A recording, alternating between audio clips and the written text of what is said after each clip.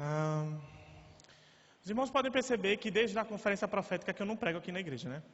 Eu entrei num processo de alinhar algumas coisas no meu coração, porque eu entendi que existiam algumas coisas no meu coração que estavam fora do lugar. E nesse processo de entender o que estava fora do lugar, eu comecei a perceber coisas que tinham nele, coisas essas que não eram minhas. E eu percebi que eu comecei a desenvolver um forte espírito crítico em relação à igreja local. E eu vou me expor aqui, tá? Não tenho nenhum problema com isso, não. Eu comecei a desenvolver um forte espírito crítico com a igreja local, espírito crítico com os líderes. Tinha líderes que eu não aguentava olhar no rosto. Tinha situações que eu não aguentava mais olhar. E quando nessa revisão de coração, eu disse: Senhor, isso aqui não é meu. E eu comecei a orar e o Senhor disse assim: você está entrando na roda de Jezabel. E eu disse: roda de Jezabel? Eu nunca ouvi falar isso. E o Senhor, como Ele usa nossas habilidades, para quem não sabe, eu sou designer. E aí Ele me mostrou um diagrama, que é esse aqui que está aqui atrás, com toda essa artimanha do inferno que Ele denunciou, que Ele expôs. E quando Ele falou isso comigo, foi como escamas caíssem dos meus olhos, eu caí em mim, assim. E eu disse: meu Deus. E eu desci em arrependimento, compartilhei com a pastora.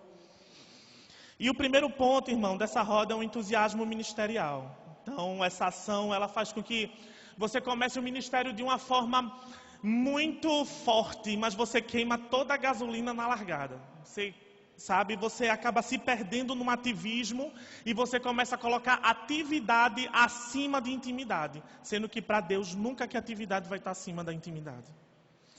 E o que acontece é que você se perde no ministério a ponto do ministério lhe roubar de Deus. Porque você começa a trocar o seu secreto por fazer, sendo que o ministério saudável, que o seu ministério para ter óleo fresco, para você completar a carreira, combater o bom combate e guardar a fé, é um ministério que funciona a partir do secreto. Não tem como você querer manifestar no público aquilo que nem no secreto você está construindo.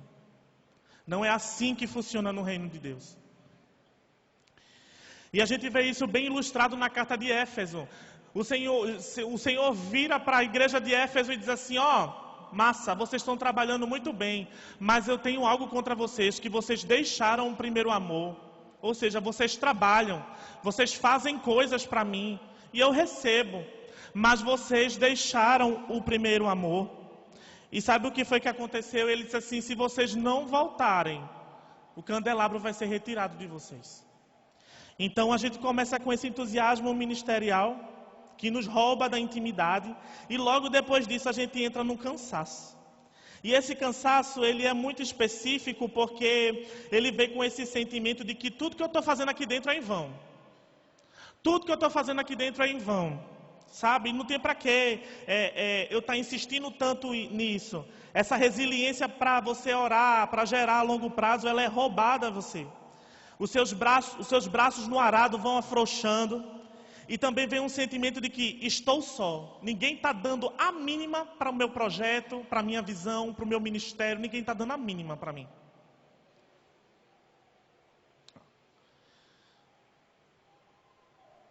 Então você começa a carregar isso. O que é que acontece? Você cria um muro ao redor do seu coração. E você coloca um holofote em cima desse muro, como se apenas as suas necessidades fossem dignas de atenção. E nesse momento, a minha necessidade é colocada acima da necessidade do outro, a ponto de eu não conseguir mais perceber que o chamado do outro, que o ministério do meu irmão precisa do meu suporte, precisa do meu apoio. Não, eu me fecho em mim mesmo e olho para os lados e digo: é a minha necessidade que precisa ser apoiada. É o meu ministério que precisa de suporte. Enquanto seu irmão está precisando de ajuda do lado, e você acaba fechando um muro ao seu redor, achando que somente a sua necessidade que é digna de atenção. O que acaba te levando para a próxima fase, que é o desalinhamento com a visão.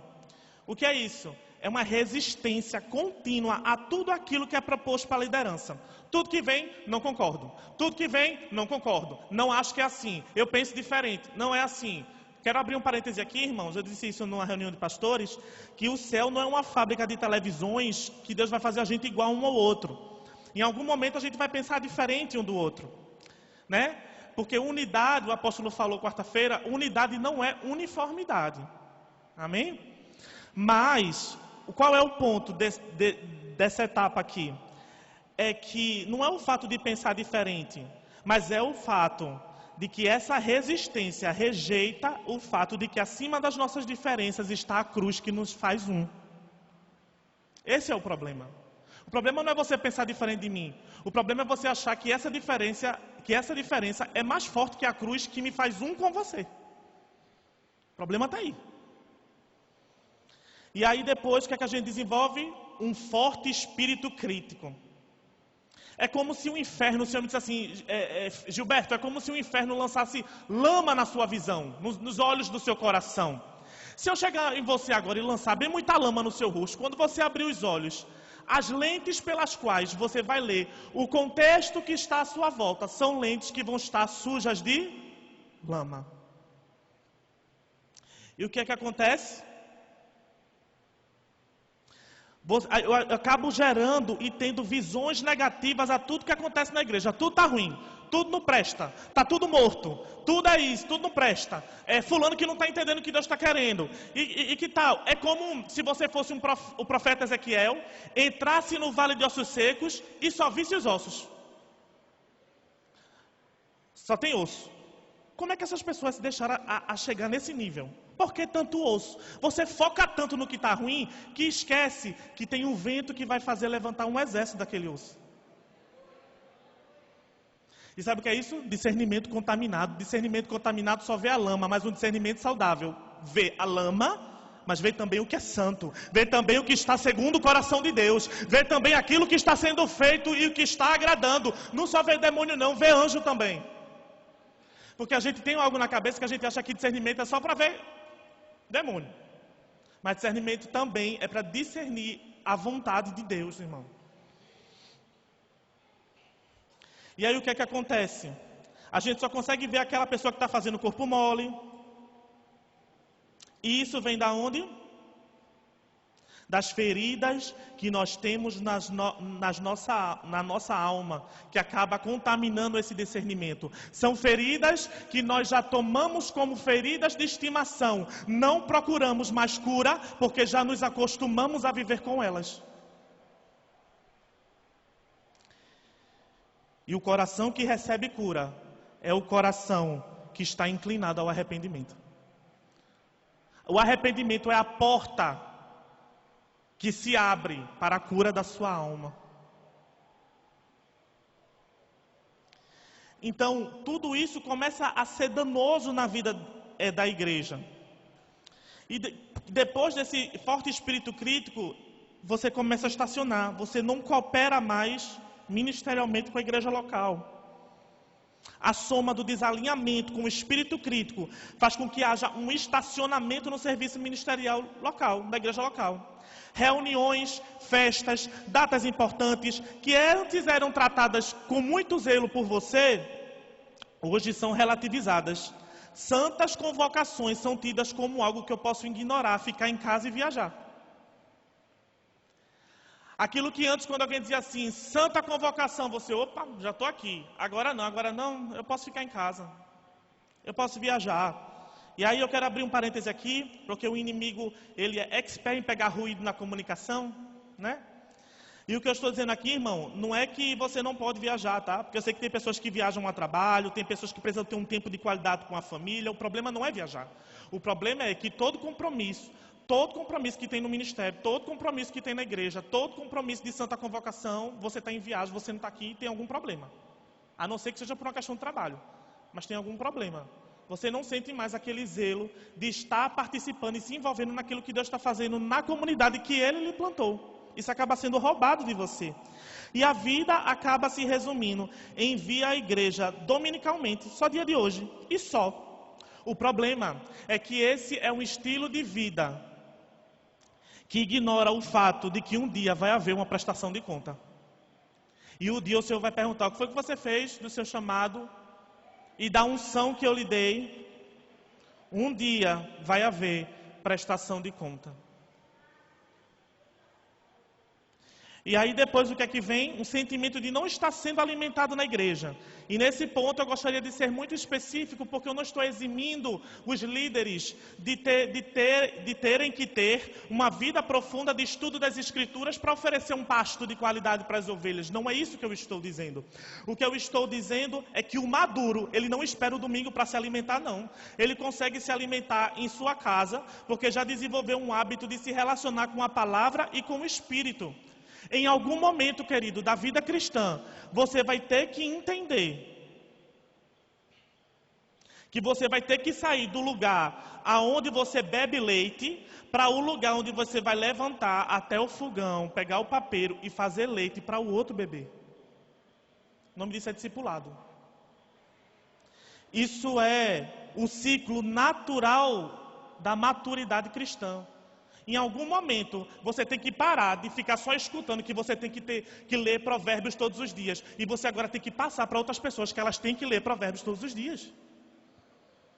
Tem que chegar esse momento que você tem que transicionar para discipular. Porque senão você acaba ficando numa eterna roda de imaturidade espiritual, só sentando, abrindo a boca no domingo e comendo e bebendo do resultado da busca de quem está aqui. Mas você nunca consegue beber na fonte, comer na fonte e ter um relacionamento profundo com o Senhor. A gente fala muito. Muitas vezes a gente tem críticas muito ferrenhas em relação à idolatria de imagens. Mas muitas das vezes nós fazemos das pessoas que estão aqui na frente do nosso santo de barro. E nós os colocamos diante do Senhor. Entre nós e o Senhor. É que nem o povo com Moisés. Vai lá, Moisés, fala com Deus. A gente está aqui, tu vai lá, recebe e traz para a gente. E aí depois desse ciclo de não estar sendo alimentado na igreja, vem um sentimento de eu preciso procurar um lugar mais profundo. E é bom salientar, gente, aqui que nem todo mundo, que não é porque a pessoa saiu daqui para ir para outra igreja que ela está debaixo de Jezabel, não, tá? Cuidado com os excessos. É bom pontuar isso aqui. Mas a questão não é essa, a questão é, Deus sinalizou para mim realmente que o meu tempo aqui acabou e está me movendo. Ok, massa. Outra coisa é, eu estar abandonando uma posição, porque eu estou dando ouvido a sussurros enganosos de espíritos malignos. O ponto é esse aí. O ponto é esse aí. Porque se Deus quiser lhe mover aqui, querido, você não está saindo no reino não, Ele só está lhe movendo de pelotão. O reino é o mesmo. O problema não é esse.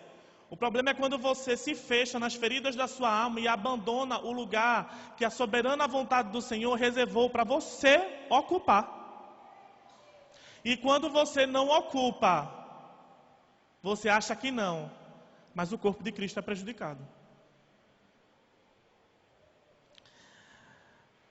Então, e esse sentimento de querer ir para um lugar, procurar mais profundo, isso tem muitas vezes roubado as vozes proféticas do nosso meio. E assim, eu disse assim, em junho eu estou completando, se Deus assim permitir, em julho, na verdade, 10 anos de obreiros aqui. Mas eu sei que tem pessoas aqui que estão desde a época da pastora Liane, ali na casa dela, junto com o apóstolo. E vocês podem trazer à memória pessoas que seguiram esse fluxo. Pessoas que seguiram esse fluxo e que saíram aqui de dentro. Por não entender isso. E essa pessoa, ela pode até chegar num lugar mais profundo, tá, gente? Numa igreja mais profunda. Mas ela vai acabar morrendo ministerialmente porque a junção de todos os sentimentos que foram depositados dentro dela por causa das portas escancaradas que as feridas deixaram para os espíritos malignos faz com que ela se abandone no lugar mais profundo e mais escuro da caverna. Ela morre ministerialmente. E aí, a esperança, a vida e a unção que um dia foram tão vivos dentro dela, agora parecem que fazem parte de um passado distante. Sabe aquela pessoa que você olha e tinha um brilho nela antigamente, mas hoje parece que ela vive a vida só por viver. Que ela só vive a vida no automático. E meus irmãos, não me levem a mal, eu não estou aqui como uma pessoa que está no alto da montanha chamando vocês de pecadores, porque eu estava nessa roda. Eu estou aqui como alguém que o Senhor tirou as escamas dos olhos, que se arrependeu e que está dizendo para você, cuidado, não entre nisso. Porque Jezabel não vai chegar para você e dizer, opa gente, vamos entrar na roda? Ela não vai fazer isso. É sutil, você não percebe. E geralmente quem está nessa roda não percebe que está. Não percebe que está. Então a gente precisa tomar cuidado com isso. Aí você pode perguntar, tá, mas o que é que dá força a isso aqui? São as feridas não tratadas. Uma das coisas que essa roda começa a fazer também, você começa a relativizar os comandos aqui da igreja. Quantas semanas Deus nos deu esse jejum para nos preparar a Páscoa, revisando ferida por ferida nas nossas almas, e a gente parece que não entende. A gente apenas olha assim e fala, meu Deus, mais um jejum. Não, igreja, é tempo de abrir a visão. É tempo de você colocar os seus pés e dizer, Deus me colocou aqui, espírito nenhum maligno vai me tirar daqui não. Quem vai me tirar daqui é o Senhor. E eu quero aproveitar, a pastora Aliane pediu perdão, eu queria pedir perdão à igreja, por ter alimentado esse espírito crítico. Eu quero pedir perdão à igreja, por ter a criticado. E eu quero pedir perdão à igreja também por uma outra coisa. Eu estava ali e o Senhor disse, você vai ter que pedir perdão à igreja por causa disso. Eu disse, Senhor, sério? Ele fez sério. Em 2019, eu, junto com outros irmãos, numa festa de Páscoa como essa, nós fomos reconhecidos no ministério. O óleo desceu nas nossas cabeças e ok. Sendo que foi em 2019 e nós estamos em 2022. Eu quero pedir perdão à igreja, porque nesses anos eu nunca me posicionei como líder aqui nessa casa. Porque eu entrei nessa roda e achei que isso, talvez eu não era digno disso. E comecei a entrar num jogo muito diabólico que me roubou desse lugar. Mas hoje de manhã, quando eu estava orando, o Senhor me visitou de uma forma tão tremenda. E eu disse, Senhor, eu finco os meus 2 pés no lugar onde o Senhor me colocou. E eu não vou sair. Eu disse assim, Senhor, eu só saio daqui se o Senhor me enviar. Mas ser roubado daqui, comigo não. Que você nessa noite diga, comigo não, também não. Nós somos uma família. E o Senhor, Ele está abrindo o nosso coração, abrindo nossos olhos, para que nós evitemos de entrar nessa roda e nós viemos a livrar outros de entrar nesse jogo maligno. As pessoas aceitam o convite da entrar na roda, sabe como? Quando dão lugar à justiça própria, à ira, à indignação, ao vitimismo. Todo mundo está me perseguindo, todo mundo está me perseguindo, todo mundo está me ferindo, todo mundo. Sendo que quando você chegar diante do trono de Deus e você disser, Senhor, a culpa foi de fulano, Jesus vai dizer para você, mas entre você e o que ele fez com você, existia uma cruz, por que você não correu para ela?